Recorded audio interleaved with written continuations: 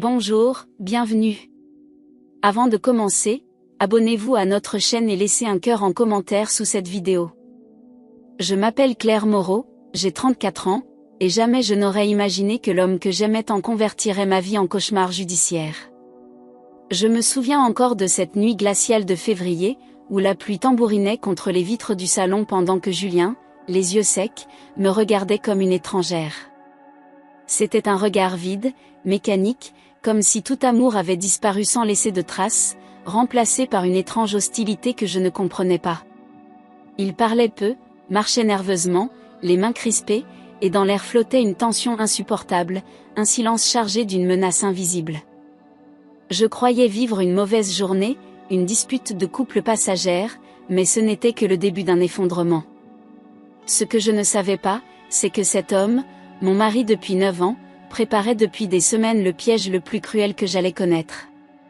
Pendant 7 ans, je me suis consacrée entièrement à ma fille Élodie, renonçant sans hésitation à ma carrière d'architecte pour lui offrir une enfance douce, stable, pleine d'amour et de tendresse. Chaque matin, je préparais ses tartines comme un petit rituel sacré, chaque après-midi, je l'attendais à la sortie de l'école avec un sourire et des bras ouverts. Elle était devenue le centre de mon monde, ma priorité absolue, mon souffle. Je ne sortais plus, je ne vivais plus que pour elle, pensant que ce choix, guidé par l'amour, me serait un jour reconnu.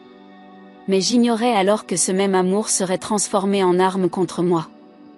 Je croyais que mon sacrifice était un acte de dévouement, un geste noble de mère, un don total de soi. Je pensais que toute cette énergie donnée sans compter serait un socle solide pour notre famille, la preuve vivante de ma valeur. Mais ce que je n'avais jamais imaginé, c'est que ce choix serait un jour interprété comme une faiblesse, un abandon, une preuve d'incompétence. On allait tordre mes intentions, salir mes gestes les plus purs, les retourner contre moi comme des preuves à charge. Le jour où cela s'est produit, mon cœur s'est effondré. Mon mari, Julien Moreau, avait commencé à s'éloigner des mois auparavant, mais je mettais ça sur le compte du travail, des pressions du cabinet où il venait d'être promu associé. Il rentrait tard, parlait peu, passait plus de temps sur son téléphone qu'avec nous.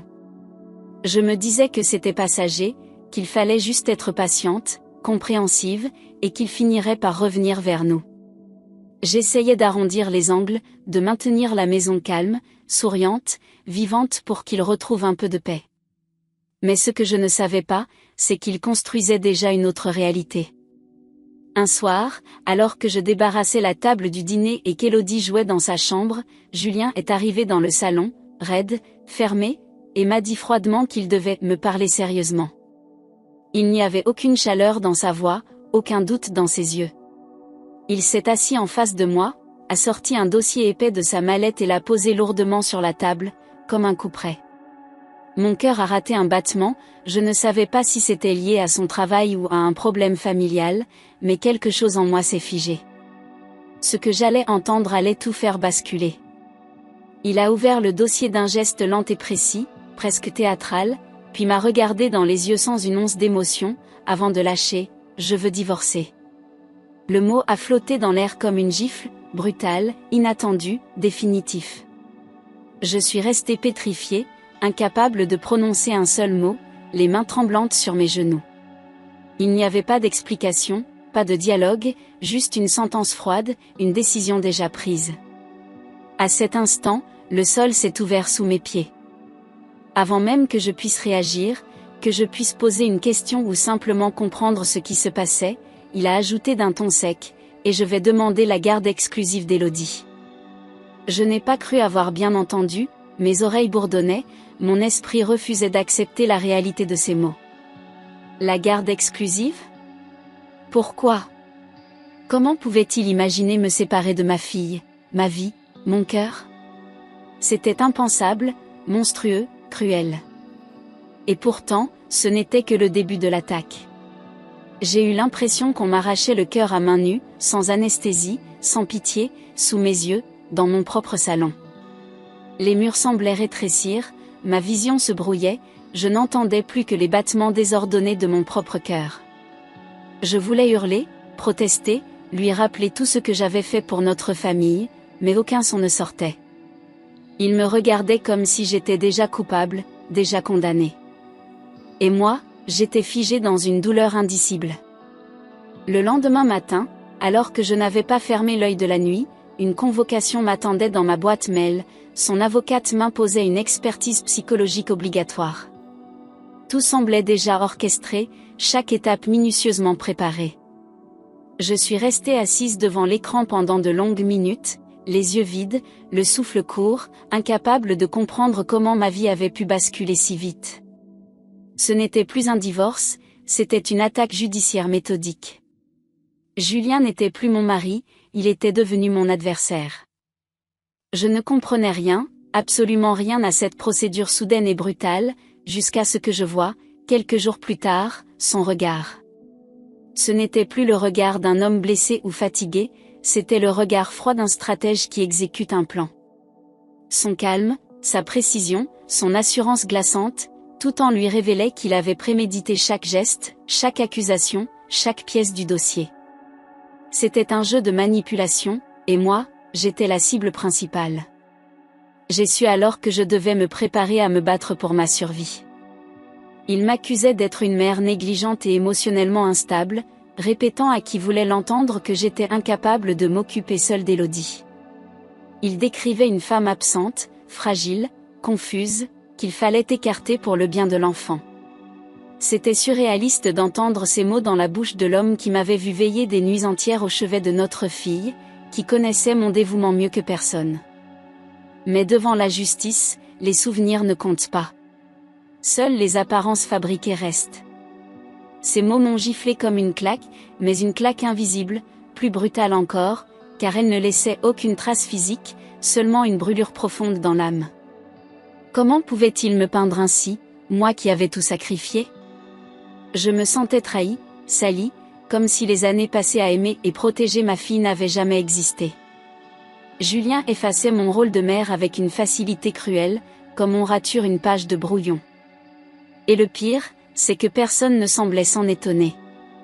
Il avait fabriqué des photos montrant Élodie seule dans le salon, ou assise à même le sol, pendant que moi, soi-disant, j'étais absente ou enfermée dans ma chambre. Sur certaines images, l'appartement semblait dans un état de désordre extrême, mais je savais qu'il avait volontairement déplacé des objets, répandu des jouets, renversé des vêtements pour créer l'illusion d'un chaos permanent. Ces images étaient sorties de leur contexte, montées, manipulées. Mais face à un juge, elles avaient l'impact d'une vérité. Et moi, je ne savais même pas comment me défendre de ce mensonge visuel. Il a également présenté des messages falsifiés que je n'avais jamais écrits, des captures d'écran de conversations dans lesquelles j'aurais prétendument avoué être au bout du rouleau ou avoir des envies de tout plaquer. Je lisais ces phrases avec un mélange de dégoût et d'incrédulité, incapable de comprendre jusqu'où il était prêt à aller. C'était ma propre voix qu'on m'arrachait, mes mots détournés, ma pensée pervertie. J'étais piégée dans une réalité parallèle, une fiction toxique construite pour me faire tomber. Et les preuves semblaient accablantes, même si elles étaient fausses. Pour couronner le tout, il avait payé un faux rapport psychologique, signé d'un expert dont les conclusions me décrivaient comme instable, incapable de gérer les émotions, dangereuse dans un environnement éducatif. Il avait utilisé une identité réelle mais compromise, un professionnel véreux prêt à vendre sa plume pour quelques billets. Je n'arrivais pas à croire que cela passait sans contrôle, sans vérification.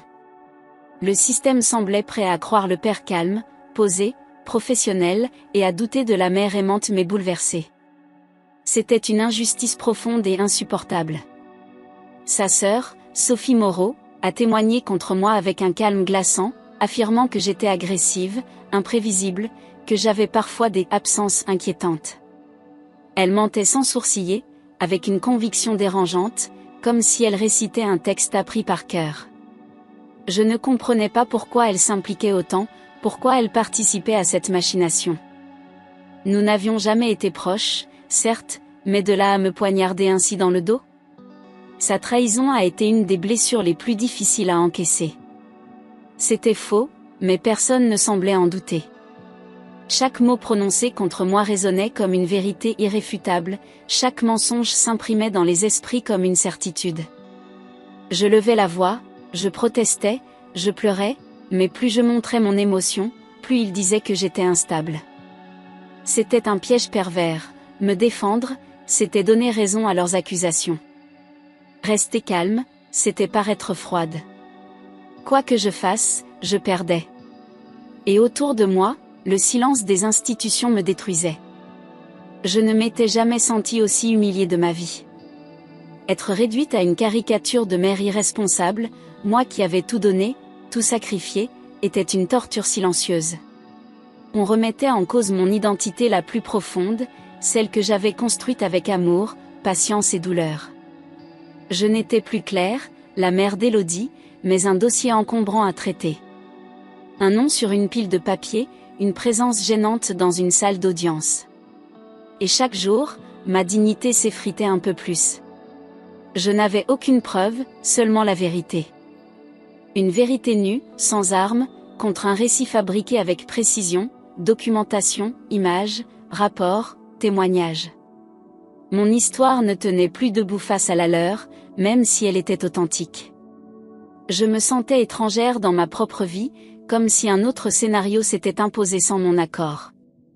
La justice semblait sourde à l'intuition, aveugle à l'amour. Et moi, je sombrais lentement, engloutie par une machine que je ne comprenais pas. Et la vérité, à ce moment-là, semblait ne plus avoir de valeur. Elle était balayée par la stratégie, la narration, le pouvoir de convaincre à travers le faux. Je parlais avec le cœur, eux avec des preuves trafiquées. Et le cœur, dans un tribunal, ne suffit pas. Je réalisais avec douleur que la justice n'était pas toujours du côté du juste, mais de celui qui sait la manipuler. Et je n'étais pas préparée à ce genre de guerre. Le juge a ordonné des visites médiatisées pendant que la procédure suivait son cours, comme si j'étais une étrangère qu'on devait surveiller au moindre geste. Une éducatrice spécialisée devait être présente à chaque instant, observer, noter, évaluer ma façon d'interagir avec ma propre fille. C'était humiliant, oppressant, une surveillance constante qui transformait chaque moment tendre en épreuve contrôlée. Je ne pouvais plus prendre Élodie dans mes bras sans sentir des yeux sur moi, sans me demander si un simple câlin serait mal interprété. C'était une maternité mise en cage. Voir ma fille sous le regard de cette éducatrice m'a brisé plus que tout le reste. Chaque sourire que je tentais de lui offrir était retenu, chaque rire devenait fragile, tremblant, presque coupable. Élodie, elle, ne comprenait pas, mais elle sentait que quelque chose clochait. Son regard cherchait des réponses, et je n'en avais aucune à lui donner. J'avais l'impression de trahir notre lien à chaque rencontre contrôlée. « Maman, pourquoi cette dame nous regarde tout le temps ?» m'a demandé Élodie un après-midi, la voix basse, les yeux pleins d'inquiétude. J'ai senti mes entrailles se nouer, la gorge se fermer, mais j'ai dû lui répondre avec un sourire qui me déchirait de l'intérieur. Je ne pouvais pas lui dire la vérité, pas encore, pas comme ça. Alors j'ai menti doucement, en disant que c'était une dame qui veut s'assurer que tout va bien. Elle m'a regardé, sceptique, mais n'a rien dit de plus. J'ai dû sourire, même si je me brisais de l'intérieur. Sourire pour ne pas l'effrayer, pour lui transmettre un peu de cette force que je ne ressentais plus. Chaque minute était un combat silencieux contre le désespoir, chaque échange sous surveillance était un test impossible. J'apprenais à jouer un rôle, à cacher ma douleur derrière une façade calme et douce. Mais plus les jours passaient, plus je sentais que cette façade se fissurait. Je n'étais plus qu'une actrice dans ma propre vie. Julien se montrait comme le père parfait, attentif, prévenant, toujours prêt à consoler, à expliquer, à prendre les décisions les plus sages. Devant les services sociaux, il rayonnait de calme et de maîtrise. Il racontait comment il avait dû prendre le relais, comment il s'inquiétait pour la stabilité émotionnelle de sa fille. Il jouait son rôle à la perfection, et le monde entier semblait vouloir y croire. Même moi, parfois, j'avais l'impression d'être la mauvaise. Moi, j'étais traitée comme une criminelle, surveillée, suspectée, mise à l'épreuve comme si j'avais commis un crime impardonnable. Aucun regard compatissant, aucune main tendue, seulement des doutes et des jugements silencieux.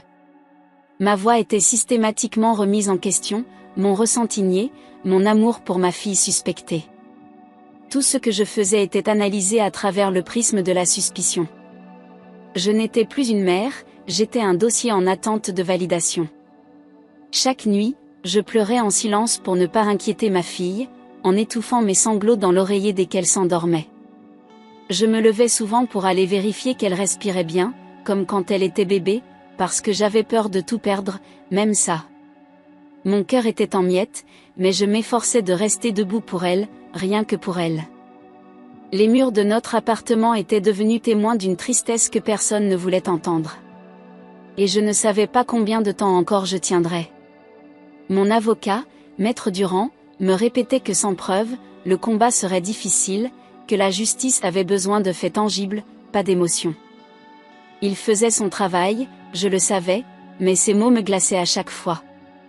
Il me demandait de garder mon calme, de rester rationnel, de ne pas céder à la panique. Mais comment rester calme quand on vous vole votre enfant à coups de mensonges? Comment respirer quand on vous coupe l'air avec des mots falsifiés?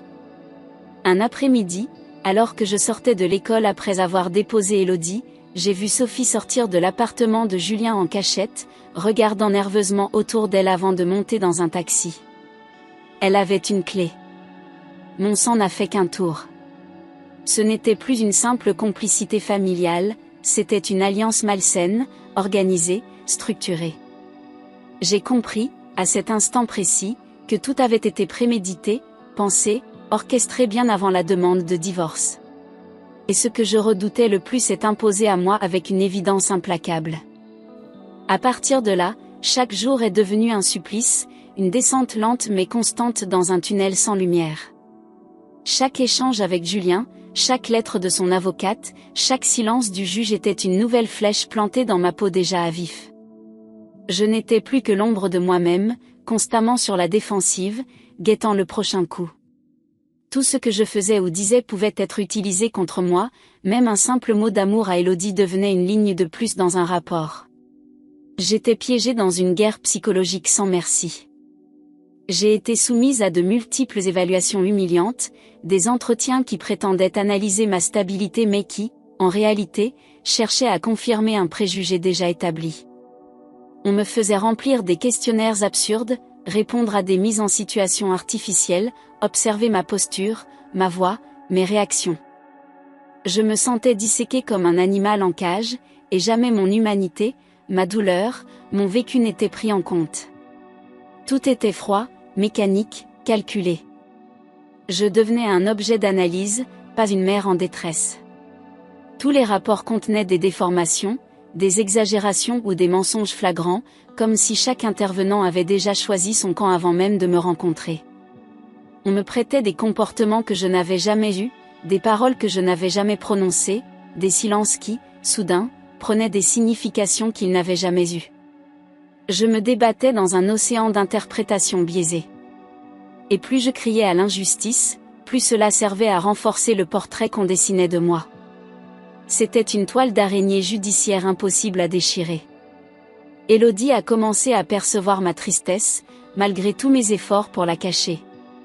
Elle devenait plus silencieuse, plus prudente, ses questions étaient pleines d'angoisse contenue. Elle me regardait avec des yeux grands ouverts, comme si elle cherchait des indices dans mon visage. Je répondais avec douceur, je mentais avec tendresse, mais je savais qu'elle comprenait tout. Les enfants sentent ce que les adultes n'osent pas dire. Et son silence me brisait encore plus que ses mots. Une nuit, elle s'est blottie contre moi sans un mot, et dans un souffle fragile, elle m'a murmuré « Maman, je sais que tu es gentille ». Cette phrase, simple et pure, m'a transpercée comme une lumière dans la nuit la plus noire. J'ai serré son petit corps contre moi, retenant un sanglot de soulagement, comme si cette phrase effaçait, pour un instant, tout le mal qu'on avait fait. C'était le seul témoignage qui comptait. Dans ce lit minuscule, j'ai senti que je n'étais pas seule dans ma détresse. Ce fut la première nuit sans sanglots depuis longtemps, une trêve silencieuse où l'amour reprenait sa place, même brièvement. Élodie s'était endormie dans mes bras, confiante, et j'avais enfin pu fermer les yeux sans être hantée par des cauchemars juridiques. Ce moment de paix m'a redonné un peu de force, un peu de lucidité. Peut-être que tout n'était pas perdu, peut-être qu'il restait encore une issue. Mais je savais aussi que la bataille était loin d'être terminée. L'audience finale a été fixée 3 semaines plus tard, et ce délai, bien que court sur le papier, m'a semblé une éternité. Chaque jour qui passait me rapprochait d'un verdict qui pouvait changer ma vie à jamais. Je ne dormais plus, je ne mangeais que par obligation, je vivais dans un état de tension permanent. Tout était suspendu à cette date, chaque battement de mon cœur scandait le compte à rebours. Et autour de moi, personne ne pouvait vraiment comprendre l'ampleur de mon angoisse. 3 semaines d'angoisse, de peur et d'incertitude, où chaque matin ressemblait à une montagne à gravir. Je me réveillais avec le souffle court, le ventre noué, le cerveau assailli de scénarios terribles. Je pensais à Élodie, à sa vie entre mes mains, à son avenir menacé par un mensonge. Je passais mes journées à relire les dossiers, à chercher des erreurs, des failles, des vérités oubliées. Je n'étais plus une mère, j'étais une survivante en quête de justice. Le jour du jugement, Julien est arrivé vêtu d'un costume impeccable, les épaules droites, le regard sûr de lui, affichant une assurance arrogante qui me donnait la nausée. Il saluait tout le monde avec cette politesse mécanique et creuse, comme un homme sûr de sa victoire. Moi, je n'étais qu'un souffle dans un coin de la salle, les mains glacées, la bouche sèche, le cœur battant dans les tempes. Il se comportait comme si le tribunal lui appartenait. Et autour de lui, tout semblait lui sourire. Sophie affichait un sourire de victoire à peine dissimulé, comme si elle attendait déjà les félicitations. Elle me lançait des regards condescendants, comme une femme sûre d'avoir gagné un jeu pervers. Son calme me glaçait, sa posture trahissait un mépris profond. Elle n'avait rien à perdre, rien à risquer, et elle le savait. Et moi, j'étais là, seule, épuisée, à tenter de défendre ma vérité contre leurs machinations bien huilées. La juge, Madame la magistrate Hélène Robert, semblait prête à les croire, son regard neutre mais fermé, ses gestes rapides, presque agacés. Elle lisait les pièces du dossier avec une rigueur glaçante, sans me regarder une seule fois. Chaque mot qu'elle prononçait me paraissait chargé de soupçons, comme si mon rôle de mère était déjà effacé. Autour de moi, tout respirait la défaite, la résignation, comme si le verdict était déjà inscrit quelque part, à l'encre froide de l'injustice. Mon cœur battait si fort que j'avais l'impression qu'il allait exploser. Je tremblais tellement que je pouvais à peine tourner les pages de mes documents, mes doigts glissaient, mes mains étaient moites, et pourtant je m'efforçais de garder contenance. Il ne fallait pas flancher, pas maintenant, pas devant eux, pas devant Élodie. Je respirais comme on survit, à petits coups saccadés, chaque souffle arraché à la peur. L'avocat de Julien déroulait son récit empoisonné, poli, bien structuré, mais je n'entendais plus rien. Tout s'était rétréci autour de moi, sauf la main chaude et minuscule d'Élodie dans la mienne. C'est alors qu'Élodie, assise à côté de moi, a levé sa petite main, calmement, comme à l'école, d'un geste sûr et spontané. Personne ne s'y attendait, pas même moi, et pendant un instant, le silence s'est figé dans la salle d'audience. Je l'ai regardée, incrédule, le souffle coupé, le cœur suspendu, incapable de comprendre ce qu'elle faisait. La juge a haussé les sourcils, étonnée, et a doucement incliné la tête vers elle. Élodie, sans détourner les yeux, a murmuré, « Madame la juge, je peux vous montrer quelque chose que maman ne sait pas. » La salle est devenue silencieuse comme jamais, un silence presque sacré, comme si chacun retenait sa respiration sans savoir pourquoi. Tous les regards s'étaient tournés vers elle, vers cette petite fille debout, frêle, mais déterminée, avec une force tranquille dans les yeux. Même Julien avait cessé de respirer, figé, sans comprendre ce qui allait suivre. Moi, j'étais incapable de bouger, figé par l'angoisse et l'espoir mêlés. Et dans ce silence suspendu, la voix douce de la juge a répondu, « Oui, Élodie. Tu peux. » Élodie a ouvert son sac d'école avec soin, sans se presser, puis elle a sorti sa tablette rose pâle, usée au coin, décorée d'autocollants d'animaux. Elle l'a tenue avec ses 2 mains, droite, concentrée, puis elle a appuyé sur relecture. J'ai d'abord entendu sa respiration dans le micro, puis le son d'une pièce familière, le salon de Julien. L'image est apparue nette, stable, cadrée sur Julien et Sophie, assis côte à côte sur le canapé. Et leurs voix ont déchiré le silence comme des lames. À l'écran, Julien parlait avec Sophie, son ton était moqueur, son rire sourd, et il disait « Tu crois que tout ça va passer crème ?»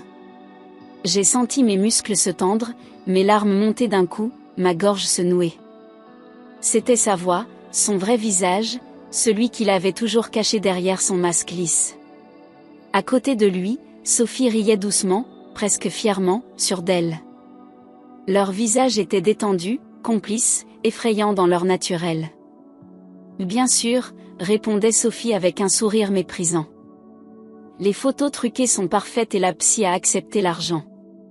Chaque mot résonnait comme un coup de tonnerre, et la juge, jusqu'ici si impassible, a brusquement levé les yeux. L'effet dans la salle a été immédiat, un frisson collectif, des chuchotements étouffés, une tension irréversible. Moi, j'étais pétrifiée, incapable de détourner le regard, les larmes silencieuses coulant sur mes joues. C'était la vérité, enfin. Dans la vidéo, ils détaillaient leur plan avec une précision glaçante, les preuves fabriquées, le rapport acheté, les photos retouchées, les mensonges concertés. Julien parlait de moi comme d'un problème à éliminer pour avoir la paix et la garde, comme s'il s'agissait d'une simple formalité. Sophie acquiesçait, sans aucun scrupule, parlant d'Élodie comme d'un atout qu'il fallait protéger des émotions de Claire. Mon sang s'est glacé. Je n'étais plus une mère, j'étais une cible. Une erreur à effacer.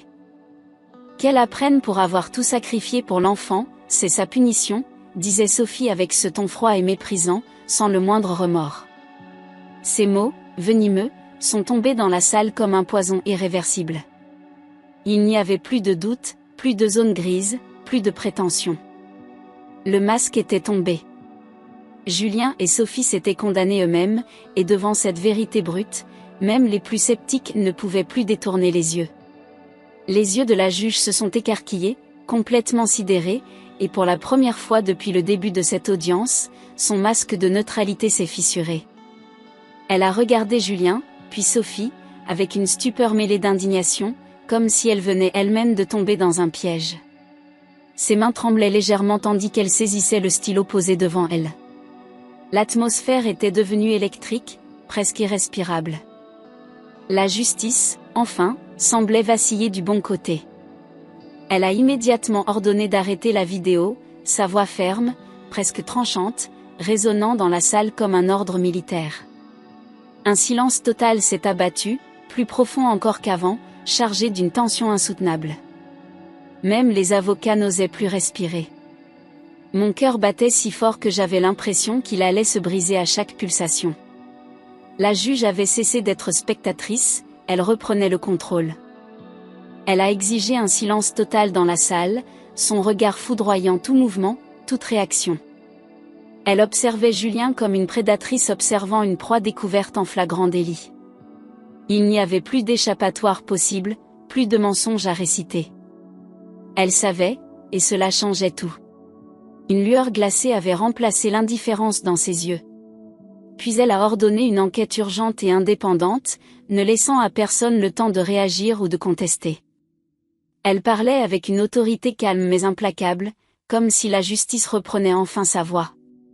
J'écoutais sans comprendre pleinement, encore sous le choc de ce revirement brutal. C'était comme si un poids immense venait d'être arraché de ma poitrine. Pour la première fois depuis des mois, j'avais l'impression que l'on m'entendait. L'avocat de Julien a blêmi instantanément, son visage, habituellement lisse et confiant, s'était vidé de toute couleur. Il bafouillait des mots sans cohérence, cherchait du regard un appui, une issue, mais il n'y avait plus de bouclier entre lui et la vérité. Chaque seconde le rendait plus petit, plus fébrile. Les regards dans la salle avaient changé de direction. Et Julien, soudain, n'était plus qu'un homme nu face à ses propres mensonges. Julien a tenté de se justifier, d'expliquer que cette vidéo était sortie de son contexte, que c'était une blague privée enregistrée sans autorisation. Mais la juge, glaciale, lui a ordonné de se taire, d'une voix si dure que même Sophie sursauta. Il a blêmi à son tour, réalisant trop tard qu'il ne maîtrisait plus rien. Ses gestes, autrefois précis et contrôlés, étaient devenus maladroits. L'arrogance s'était évaporée en une seconde. Quelques jours plus tard, toute leur supercherie a été exposée dans un rapport officiel, résultat de l'enquête lancée dans l'heure qui avait suivi l'audience.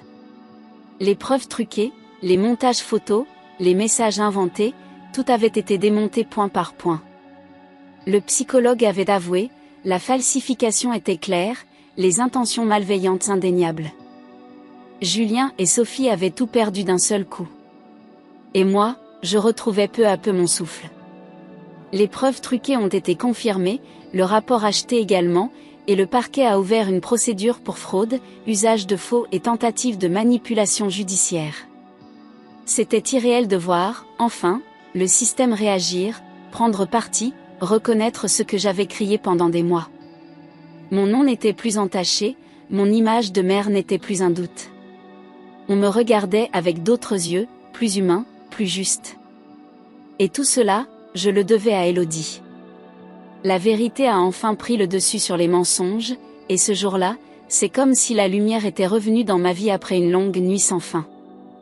Le juge a déclaré que j'étais la seule personne apte à offrir à Élodie un foyer stable, aimant, sain. Ces mots m'ont transpercé de gratitude et de soulagement, j'avais l'impression d'entendre une chanson douce après un vacarme infernal. Mon corps s'est relâché, mes larmes ont coulé, mais cette fois, elles portaient un goût de victoire. Élodie me regardait avec fierté. La garde exclusive d'Élodie m'a été attribuée, sans condition, sans réserve, avec effet immédiat. Je tenais la main de ma fille si fort que je craignais de lui faire mal, mais elle ne bougeait pas, elle souriait. Elle savait. Elle avait compris avant tout le monde que l'amour, le vrai, celui qu'on donne sans retour, finit toujours par triompher. Et moi, je lui devais tout. Ce verdict n'était pas seulement une victoire judiciaire. C'était la justice rendue à notre lien. Julien a perdu tout droit de visite jusqu'à nouvelle décision judiciaire, et son visage à l'annonce du verdict restera gravé dans ma mémoire comme celui d'un homme démasqué, vidé, réduit à néant. Il n'a pas crié, il n'a pas pleuré, mais dans son regard, j'ai vu pour la première fois non pas la colère, mais la peur. La peur de ne plus contrôler, de ne plus manipuler, de perdre ce qu'il croyait acquis. Et moi, je n'ai rien dit. J'ai simplement pris la main d'Élodie, et nous avons tourné le dos à son silence. Sophie allait être poursuivie pour faux témoignages et fraude procédurale, et cette fois, aucun sourire ne masquait son trouble. Elle évitait les regards, cherchait l'issue d'une pièce dont elle ne maîtrisait plus les règles. La juge avait ordonné que toutes ces déclarations soient reconsidérées, et une enquête complémentaire sur sa participation au plan de Julien était déjà en cours. La façade froide s'était effondrée, révélant l'égoïsme nu, sans conviction. Elle avait choisi son camp, et désormais elle en paierait le prix. En sortant du tribunal, Élodie m'a serré la main avec force, ses petits doigts entrelacés aux miens comme si elle voulait me dire que plus rien ne nous séparerait. Je l'ai regardée, et dans ses yeux, je n'ai pas vu la peur, mais une lumière douce, ferme, presque mature. Elle n'était plus tout à fait une enfant. Elle était devenue ma voix quand je n'en avais plus, mon courage quand je vacillais, mon espoir quand je sombrais. À cet instant, j'ai su que plus rien ne pourrait nous briser. Je t'avais dit que j'allais t'aider, maman, a-t-elle murmuré fièrement, les lèvres tremblantes mais le ton assuré. Ce n'était pas une phrase d'enfant, c'était une promesse tenue, une vérité prononcée avec tout l'amour du monde. Je l'ai prise dans mes bras, si fort que le temps semblait s'être arrêté autour de nous. Elle m'avait sauvée, tout simplement. Personne n'aurait pu prédire que ce petit être aurait la force de faire basculer une bataille aussi injuste. Mes larmes ont coulé, mais cette fois, c'étaient des larmes de liberté, de soulagement, de renaissance. Elle lavait des mois de douleur, d'humiliation, de peur étouffée.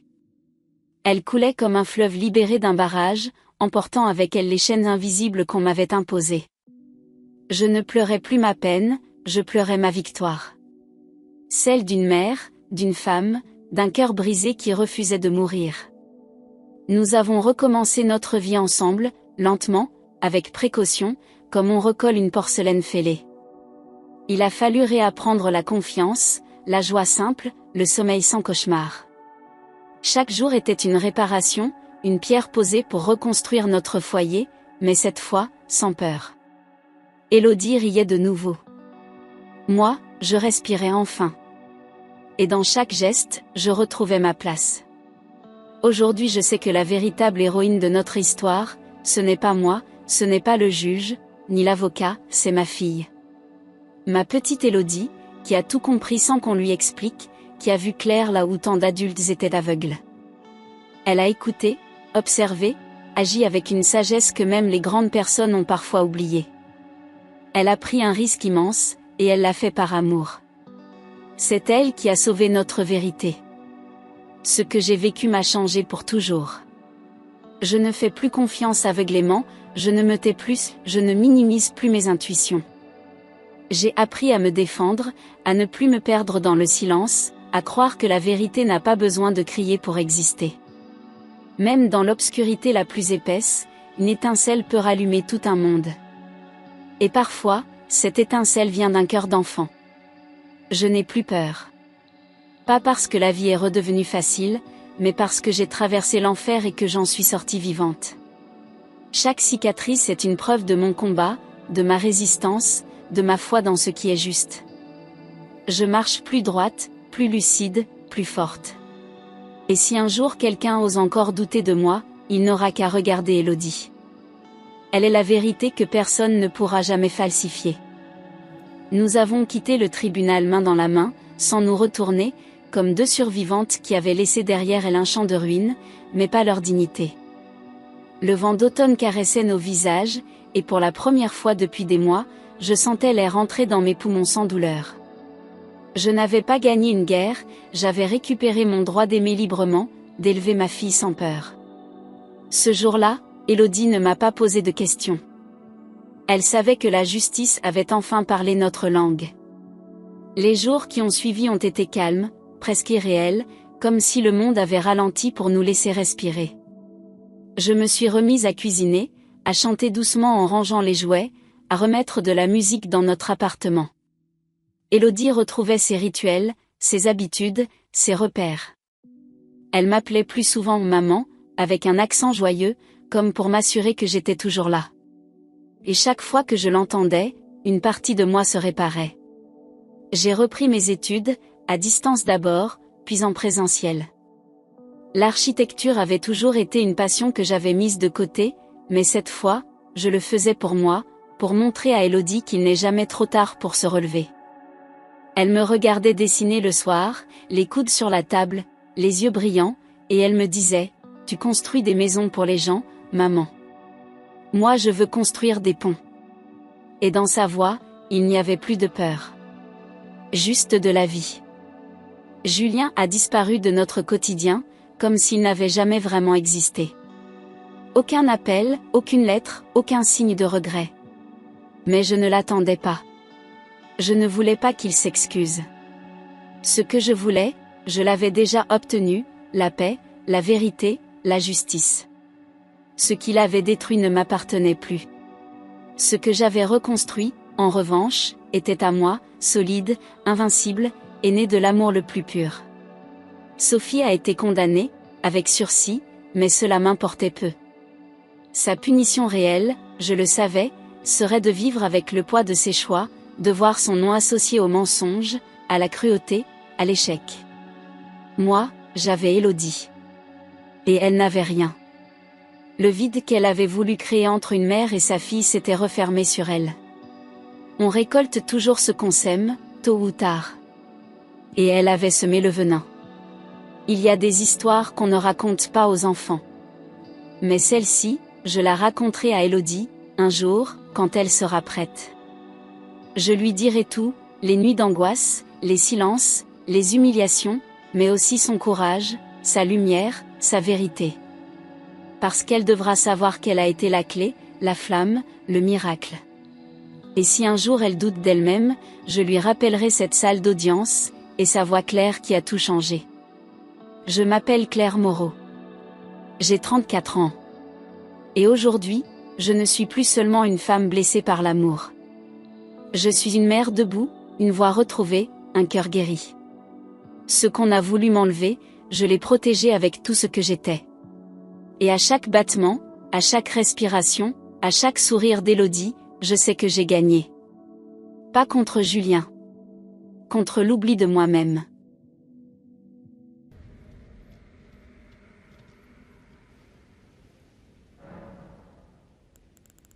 Well, how do I do my thing? How do I channel my dragon? If I want to channel a dragon, how do I channel a dragon? Is it like spell?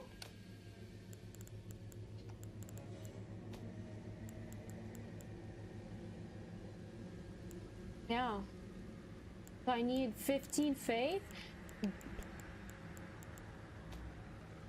Let me guess, we are very far.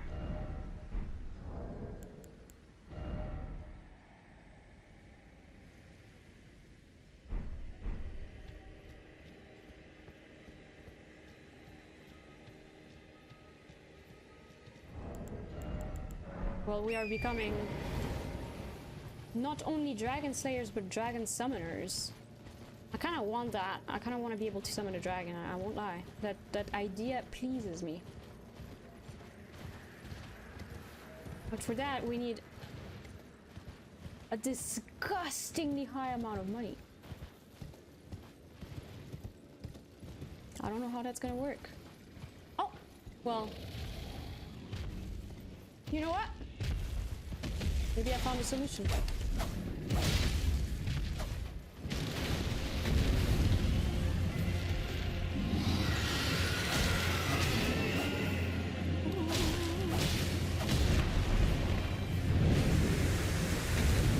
Can't see shit, dude.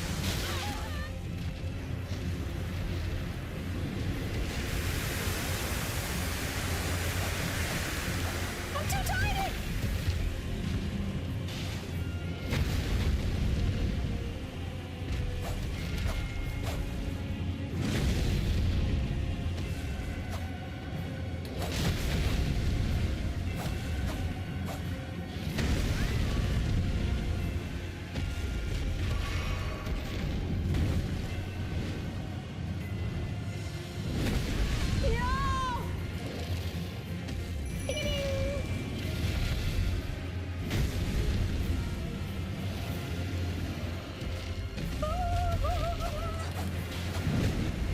So cool! Oh my god!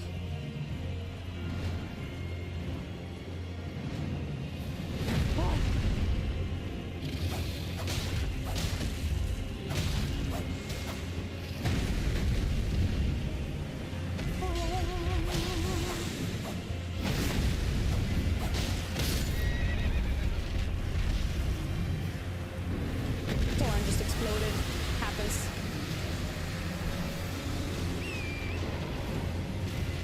Fuck!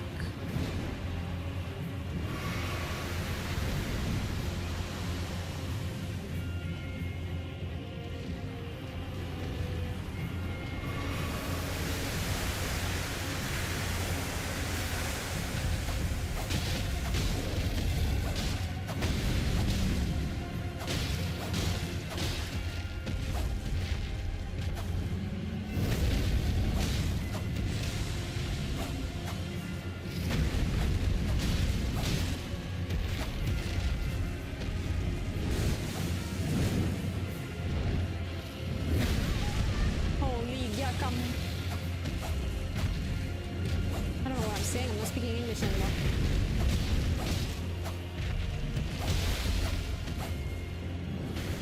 Yeah. I saw it coming, but I didn't know what to do. Yeah.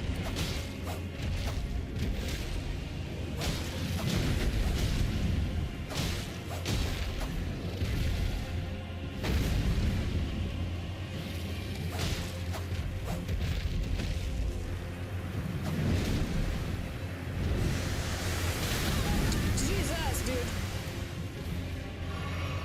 This is a chemical attack.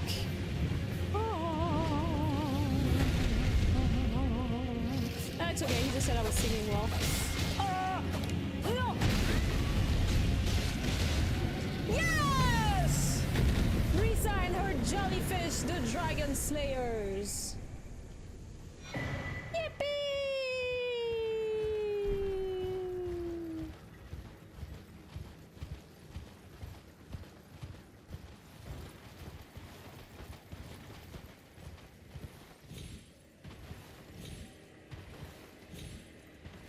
Applaud the centaur! The centaur!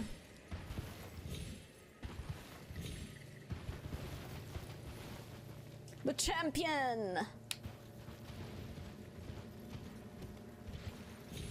Oh my god, I'm about to die. Should probably be careful. Oh, that's cool.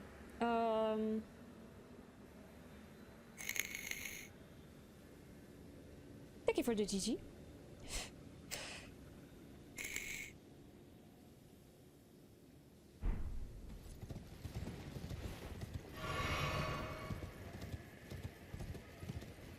Alright, let's farm a little bit more.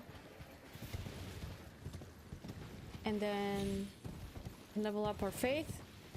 The goal being able to use that power. That would be so neat. Then maybe we can fight bosses easier. Especially the two bosses that have been causing problems, to say the least. We need slightly more. What if I kill you guys? What happens?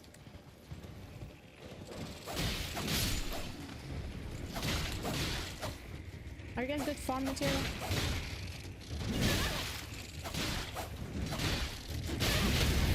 Whatever.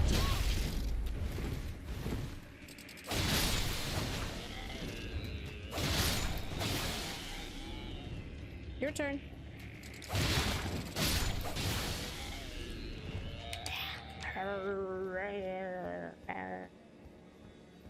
No?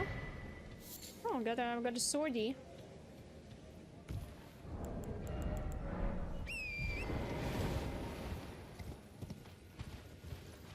The swordy.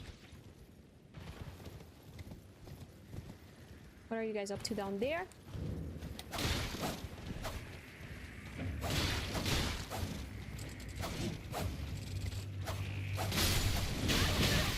Yeah.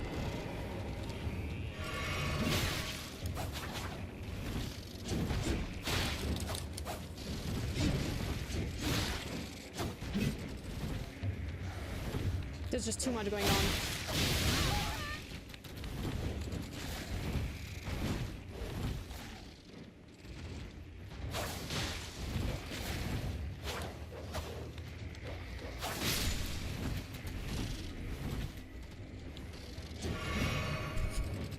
Why are you poking me through the wall, dude?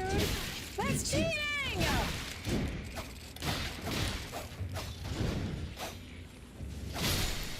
Thank you.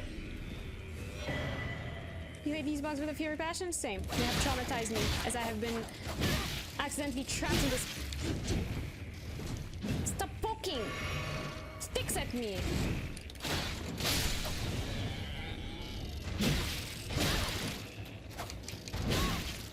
Perish! Oh. Oh my god! No, not this attack. I'm good. Okay, let me miss everything.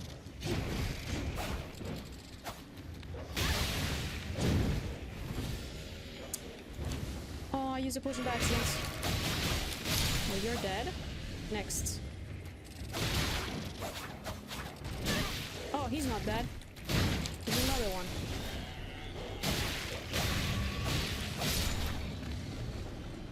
What? Who invited you in? There's just everyone here. Hello, Kangor, by the way. How are you doing? Oh.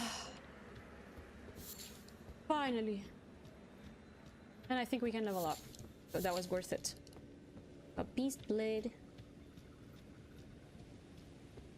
Alright, let's go. Nothing is as bad as the dogs in Dark Souls, though. I wouldn't know. I haven't played Dark Souls, but I do hate the dogs in this game already. So I'm good. Let's get a...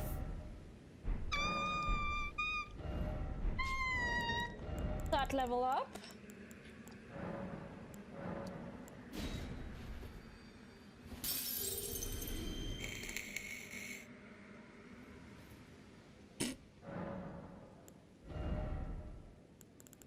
You know what we have to do? We have to level up the faith so we can use our skill.